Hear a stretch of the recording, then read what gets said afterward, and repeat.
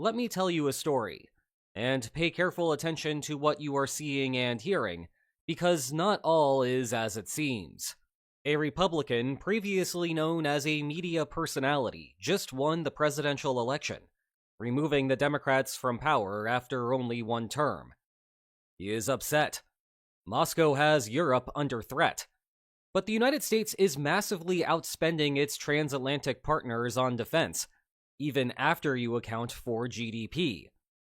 His rhetoric is calling into question the durability of NATO's vaunted Article 5 clause, the treaty obligation that an attack against one is an attack against all, as he has questioned whether free riders deserve that protection if they are not holding up their end of the bargain.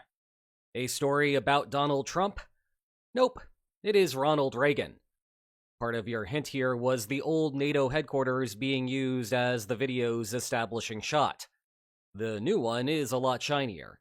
And for you eagle eyes out there, note that West Germany was on the funding charts. Apologies for the poor graphics, but it is an authentic reproduction of the ancient Government Accountability Office report. Funny thing, Reagan's entry into office was not the only time that this happened. During the Cold War, at a time when one would think that Western unity would be paramount, it seemed that not a decade could pass without some threat that the United States would abandon Europe. In the 1940s, it was this exact concern that motivated European countries to sign the North Atlantic Treaty in the first place. Remember the inaugural Secretary General Lord Ismay's axiom about NATO? That it was to keep the Soviets out, the Americans in, and the Germans down? Sure, Article 5 came into existence, but did anyone really think that the United States would follow through on it? In the 1950s, it was the worry that Europe's failure to form a European defense community would lead to an American withdrawal. British newspapers proclaimed an urgent need to persuade Washington to stay, and Senate Majority Leader Robert Taft believed that stationing troops in Europe was creating a European dependency that did not serve American interests. The United States remained in NATO in name, but had Article 5 become irrelevant? Lest we forget the 1960s, when Charles de Gaulle wrote this letter to declare France's departure from NATO's unified command structure, under the belief that the United States would not adequately defend the continent from a Soviet attack, despite NATO's cool A is for Alliance headquarters in Paris. This whole affair led NATO staff to depart for a new headquarters in Brussels, and seemed to spell doom for the alliance. The United States remained in NATO in name, but had Article 5 become irrelevant? Or maybe we should consult the 1970s. That was the era of the Nixon Doctrine, the idea that allies had to be primarily responsible for their own security. This was not a message intended directly for Europeans, or future kings for that matter. Rather, the bulk of the action occurred in East Asia, with a US withdrawal from it in full effect.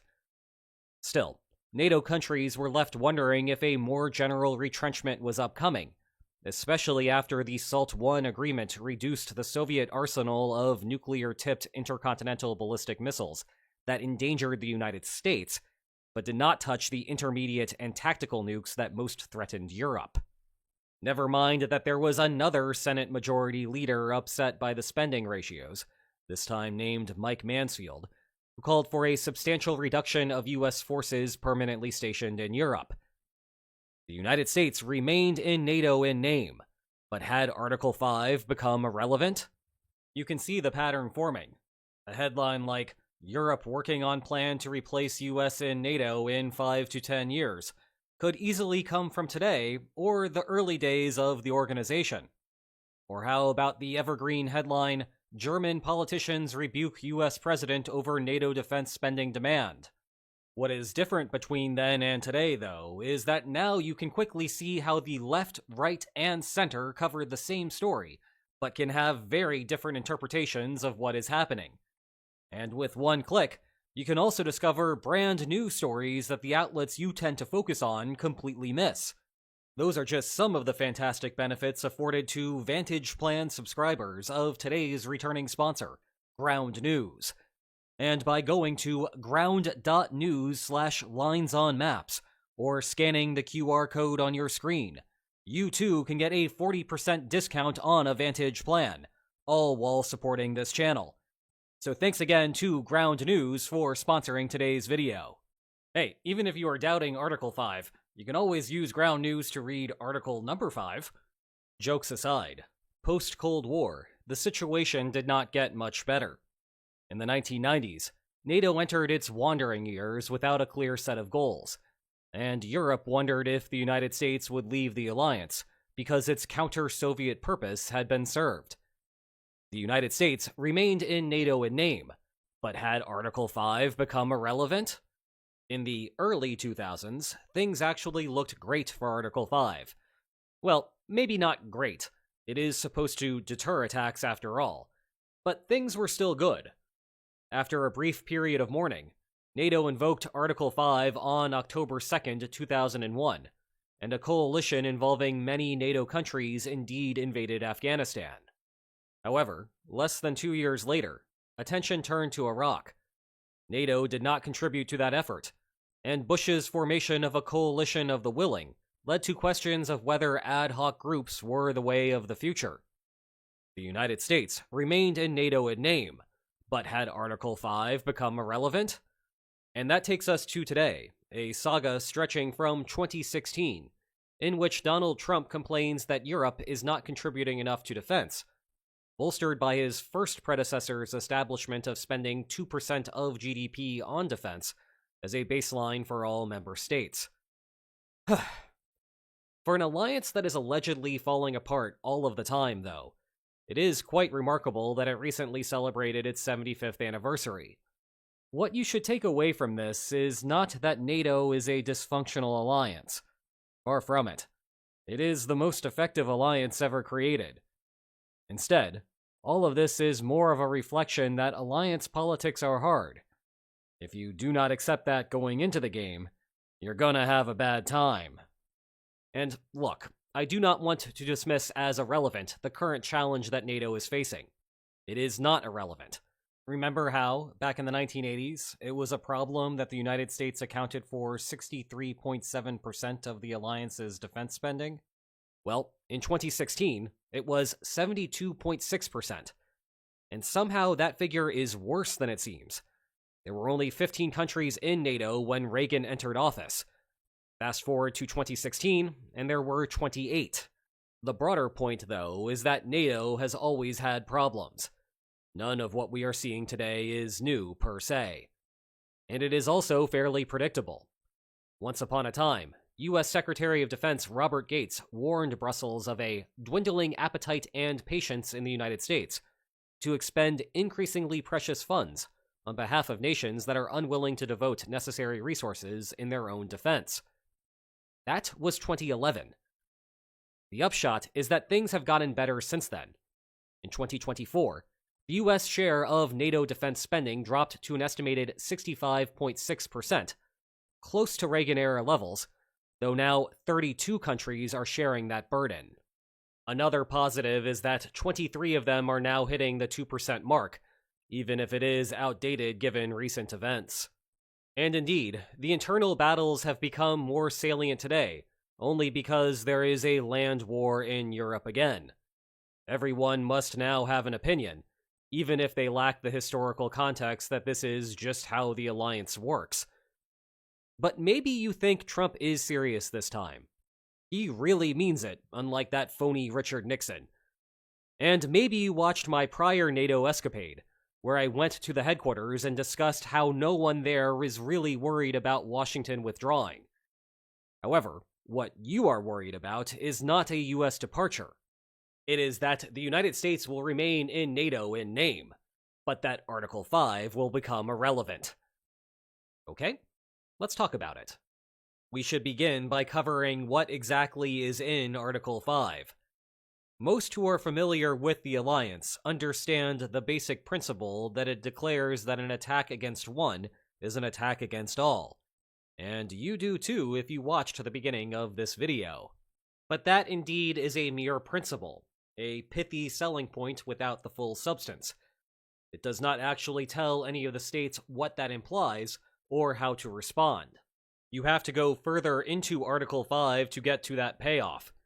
Each will assist the party or parties by taking action as it deems necessary, including the use of armed forces, to restore and maintain the security of the North Atlantic area. Including meaning that armed force is one possibility, but not a guarantee.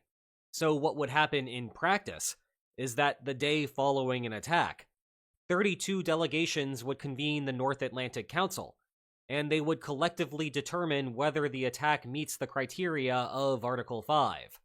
That is a speed only made possible by having full delegations of every member state centralized in a single building year-round. However, invoking Article 5 can still be messy in practice.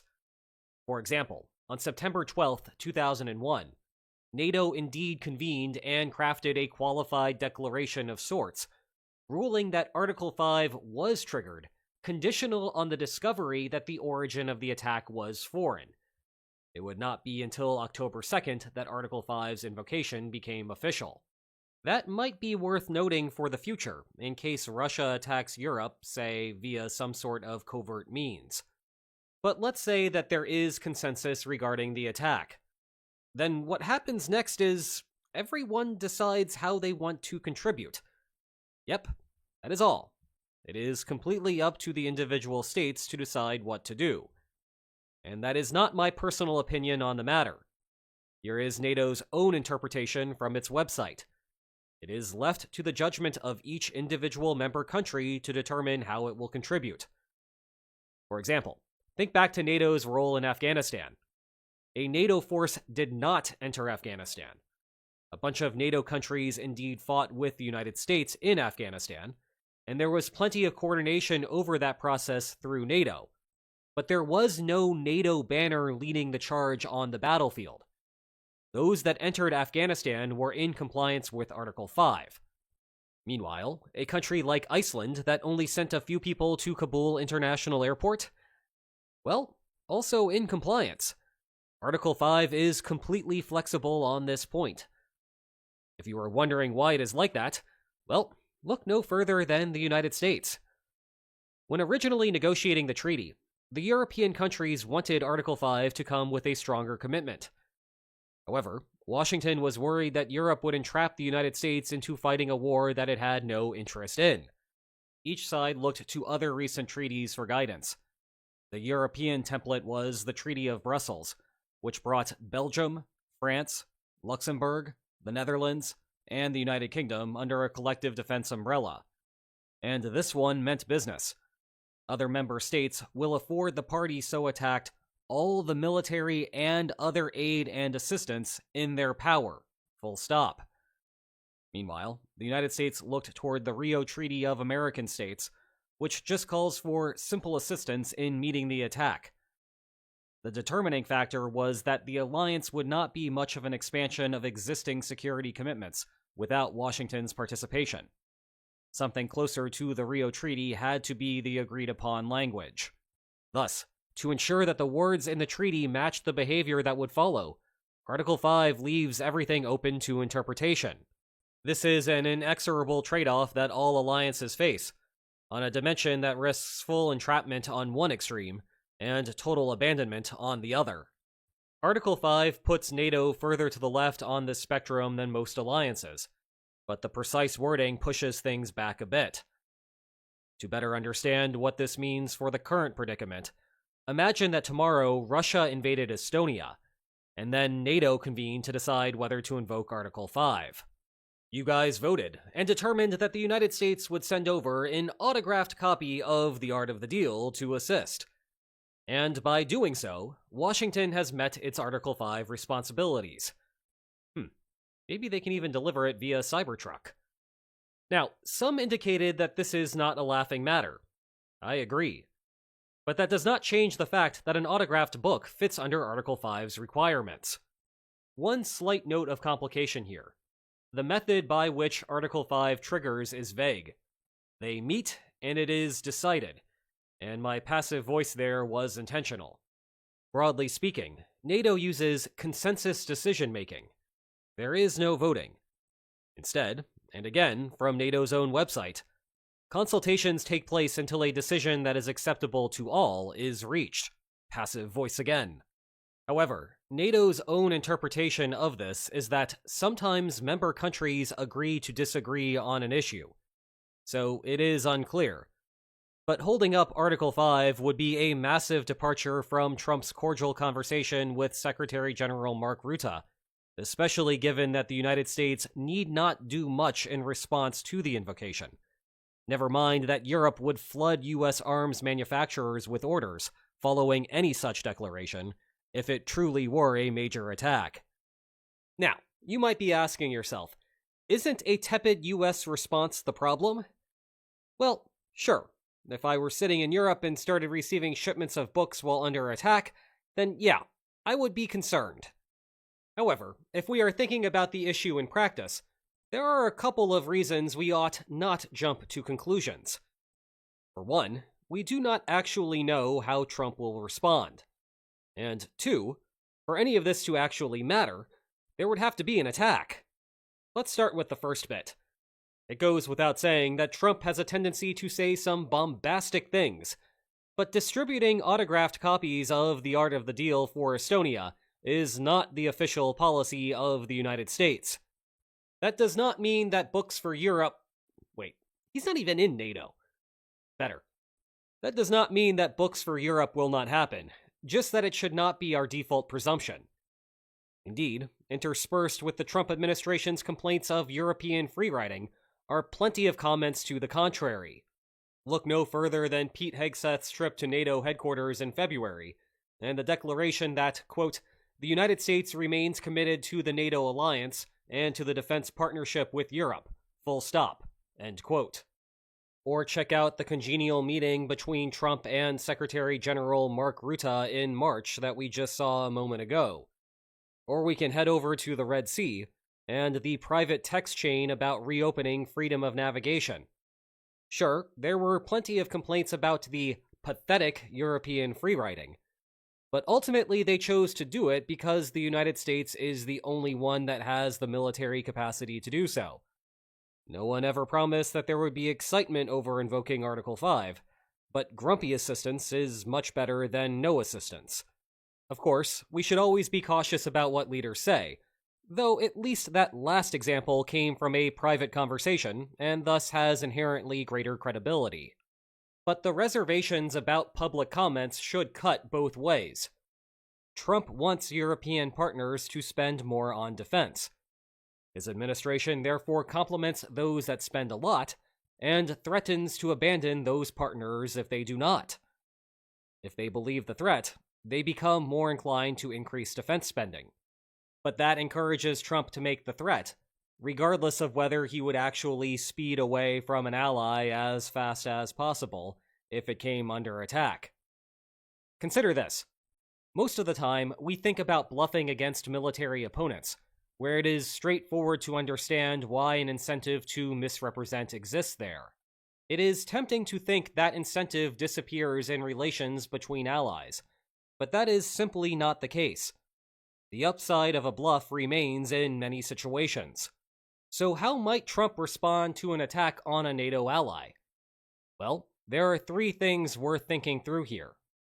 First, remember that the threat is to abandon countries that are not pulling their weight when it comes to defense spending.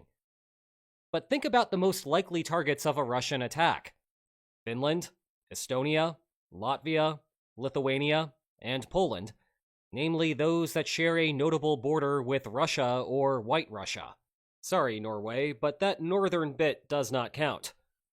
For those that do matter, let's look at their estimated defense spending in 2024 as a percentage of GDP. Finland, 2.41%. Estonia, 3.43%. Latvia, 3.15%. Lithuania, 2.85%. And Poland, 4.12%. These countries rank at the top of NATO's contributors. In fact, two of them outdid the United States' 3.38%.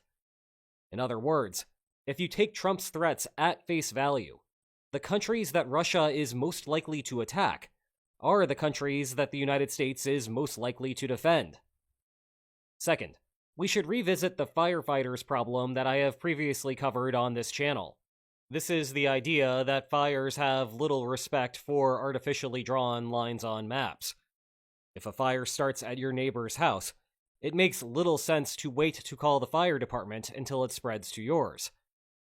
And even if your neighbor refuses to pay for firefighting services, firefighters loyal to you still should extinguish the neighbor's house, because the easiest way to stop a fire is to attack it before it spreads.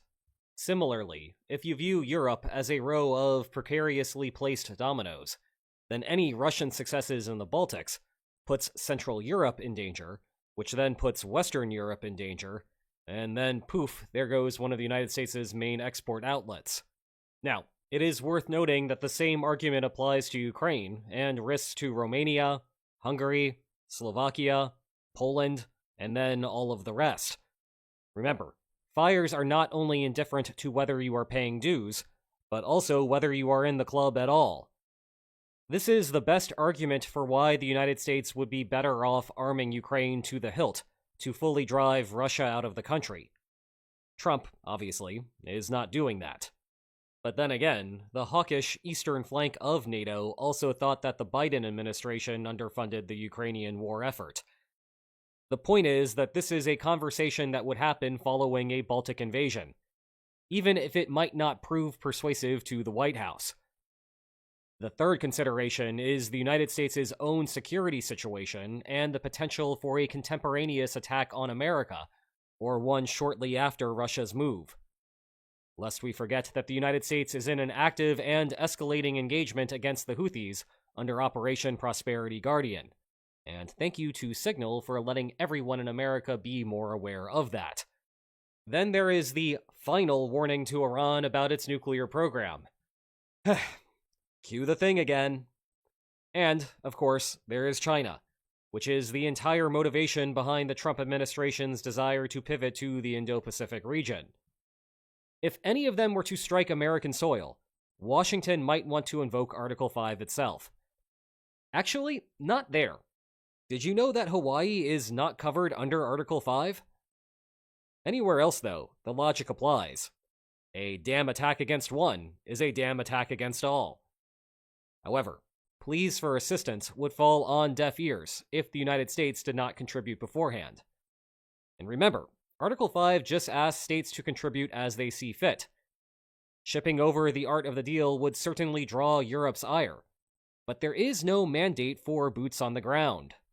Depending on the severity of the situation, which we will get to next, simply opening up American warehouses to Europe may be enough to split the difference, where Trump avoids a transatlantic commitment without a fixed end, but Europe still receives the tools that it needs to defend itself. Lost in all of this discussion is the fact that we are presupposing a Russian attack. Indeed, for Article 5 to matter here in practice, there has to be a serious threat to Europe, which the NATO commitment either successfully deters or handles after the fact. So let's conclude with the elephant in the room, the Russian threat. To be clear, Europe could also be hit with a Houthi attack or some kind of conventional strike by Iran. But I do not think anyone is concerned about Trump's reaction on those fronts. It is not like he needs much of an excuse to hit back those opponents. No, the big concern is whatever may arise from Russia. The idea is that, in the near future, Russia wraps up the war in Ukraine and begins to set its eyes further north. You may have seen some alarmist headlines suggesting that the threat is just over the horizon, and so Europe needs to take action right now. Nevertheless, I think it is worth taking a step back for a second and comparing the war in Ukraine to what a Russian incursion into NATO territory would look like. At the beginning of 2025, Ukraine had about 880,000 soldiers fighting Russia, and over the course of 3 years, Russia has added about 11% of Ukrainian territory to its column. Let's imagine a worst-case scenario where the rest of NATO leaves the eastern flank to staff the front lines all on their own. Well, right now, including active duty and reserve personnel, Latvia has about 55,000 soldiers, Lithuania has 115,000, Estonia has 230,000, Poland has 330,000, and Finland has 900,000. Yeah,